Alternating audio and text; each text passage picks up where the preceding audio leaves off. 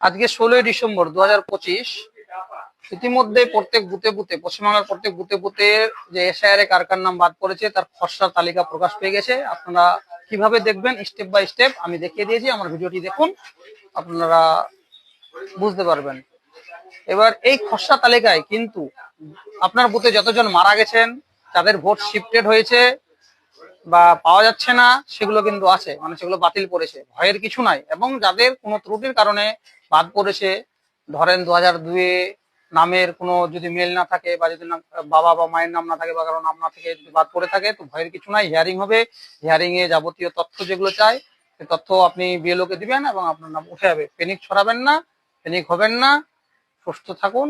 আমার ভিডিওটি ভালো থাকলে অবশ্যই শেয়ার করুন, ভালো লেগে থাকলে অবশ্যই শেয়ার করুন, কমেন্ট করুন, এবং কোনো প্রবলেম হলে আমাকে কমেন্টে জানাতে পারেন, আমি সঠিক সিদ্ধান্তটাই আপনাদেরকে দেবো। ধন্যবাদ। তো ইতিমধ্যে আজকে 16ই ডিসেম্বর 2025 সকল বুথে বুথে, পশ্চিমবাংলার সকল বুথে বুথে এসআইআর এ যাদের যাদের নাম বাদ পড়েছে তাদের কিন্তু লিস্ট দিয়ে দিয়েছে। আপনি কিভাবে দেখবেন স্টেপ বাই স্টেপ আমি আপনাদেরকে দেখিয়ে দিচ্ছি। প্রথমে আপনি আপনার মোবাইলে গুগল বা ক্রোমে যাবেন, গিয়ে সেখানে যে লিঙ্কটা আমি দিচ্ছি স্ক্রিনে দেখেন, সেই লিঙ্কটা টাইপ করবেন co.westbengal.wp.gov.in করে এখানে ক্লিক করবেন।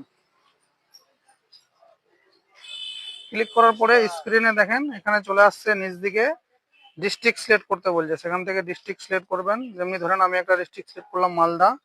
তারপরে অ্যাসেম্বলি কনস্টিটিউয়েন্সি সিলেক্ট করতে বলছে, এখান থেকে আপনার যে কোনো একটা অ্যাসেম্বলি, মানে আপনার যেটা অ্যাসেম্বলি থাকবে, যেমনি ধরেন এখান থেকে আমি 45 চাচল, এই যে অ্যাসেম্বলি আছে 45 নম্বর চাচল, এটা আমি সিলেক্ট করলাম। তারপরে এখান থেকে পোলিং স্টেশন নাম্বার, মানে পোলিং স্টেশন যেটা আছে ওই অ্যাসেম্বলির আন্ডারে যতগুলো পোলিং স্টেশন ছিল আপনি যে কোনো একটা, যে স্টেশনে দেখতে যাচ্ছেন পোলিং স্টেশন, সেটা ক্লিক করবেন। ধরেন আমি কত নম্বর আপনার পোলিং স্টেশন আপনি ভালো জানেন, ধরেন আমি যেমনি একটা সিলেক্ট করলাম 142 নম্বর ধরেন, তাহলে 142 নম্বর পোলিং স্টেশনে যাবেন। এই যে শীতল বনপুর উচ্চ মাধ্যমিক বিদ্যালয়, এখানে ডাউনলোড পাশে লেখা থাকবে, ডাউনলোডে ক্লিক করবেন। এই যে দেখেন পিডিএফটা চলে এসছে, এখানে এপিক নাম্বার দিয়ে নাম দিয়ে দেওয়া আছে যে কার কার নাম বাদ গেছে। এইভাবে আপনি দেখতে পারবেন যে আপনার বুথে কার কার নাম বাদ গেছে এই শেয়ারে খসড়া লিস্টে। ধন্যবাদ।